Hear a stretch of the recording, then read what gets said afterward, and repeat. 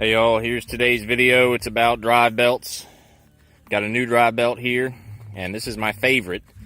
It's I call it the Gatorback belt because that's what it used to be called when it was made by Goodyear. Now it's made by Continental. And I've got one on the truck right now, so we'll take that off and I'll show you how that one looks. And we are right around 100,000 miles on that old belt, so that's why I'm changing it out. This is a really good quality product.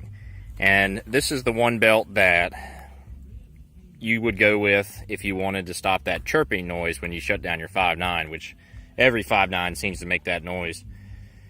And the only belt that really seems to be able to keep that away for any time, you know, for its entire life, is this one. I've tried other belts, and I'll share some stories about other belts I've had and what happened with them, but this is the one that I find to be the quietest belt. By the way, we got us some gravel, limestone, and the Ponderosa trailer is pulled out of the mud and sitting on the gravel now. So if you're ever changing the drive belt by yourself, 1/2-inch ratchet like this, along with a deep socket and a couple extensions, allow you to do this by yourself, because you'll be able to reach and pull tension off the tensioner pulley.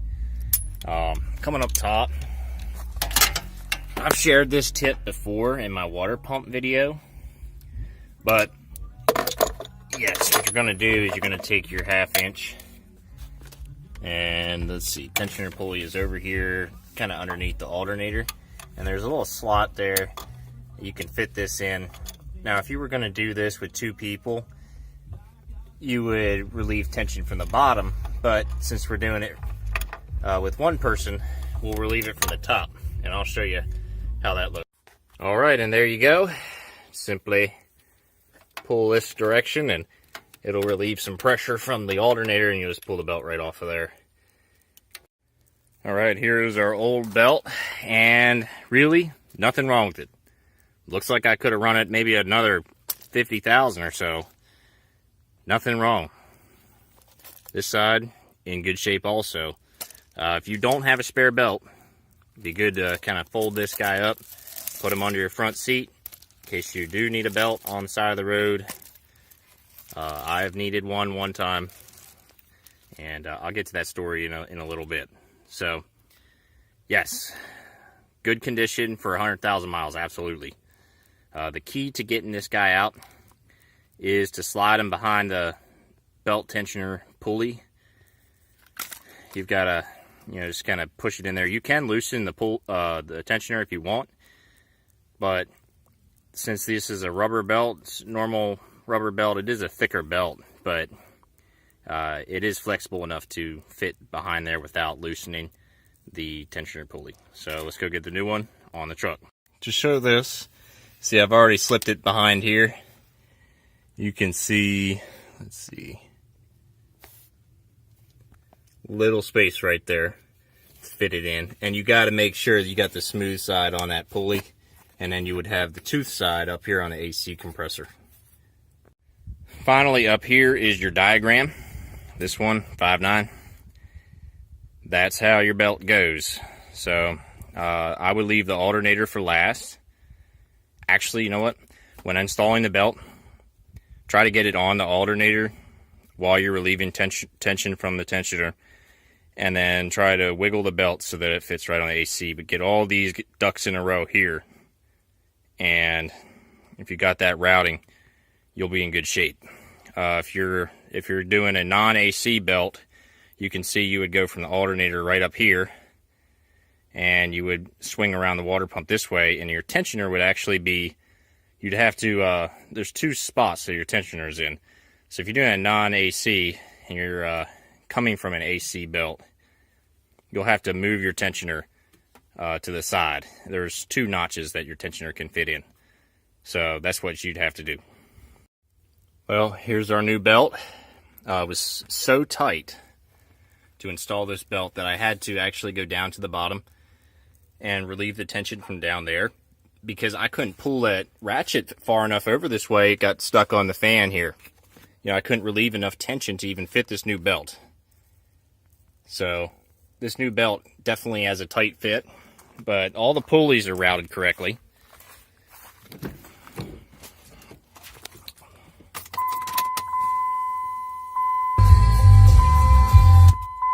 Fire in the hole.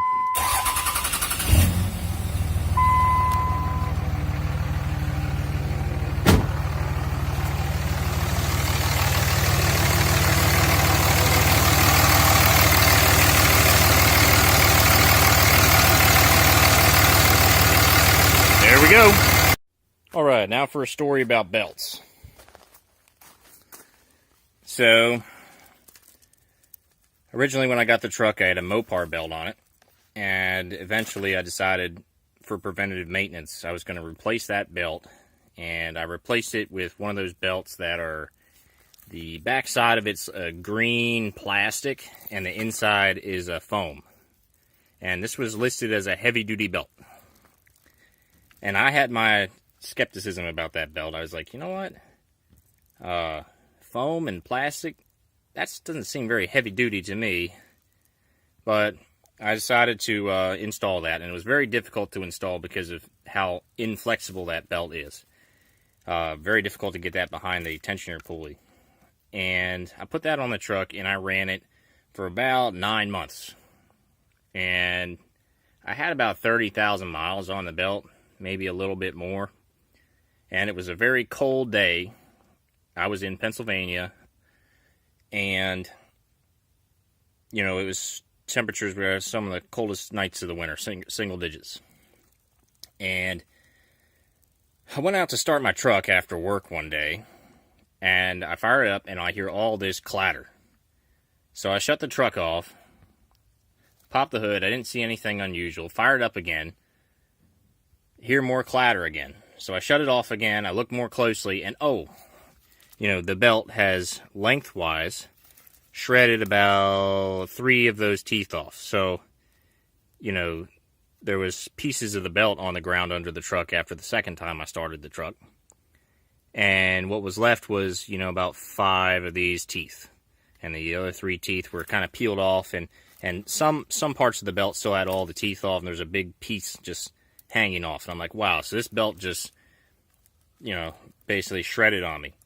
So the good news is I still had that Mopar belt under the seat of my truck, and I still have that belt in there. I put that Mopar belt back on and ran the truck for about 10,000 more miles until I put on the gator back. So that's what was this belt right here. So this belt's been on there ever since. So, you know, 100,000 miles. And this one is probably better than my Mopar to keep as a spare. So I think I'll replace my Mopar one under the seat with this one. And, you know, we could run this for another year if I wanted to. Anyways, that's it for me today. All about belts, part number here. And it also says on the belt somewhere. There is a part number. It does say right there, if your old belt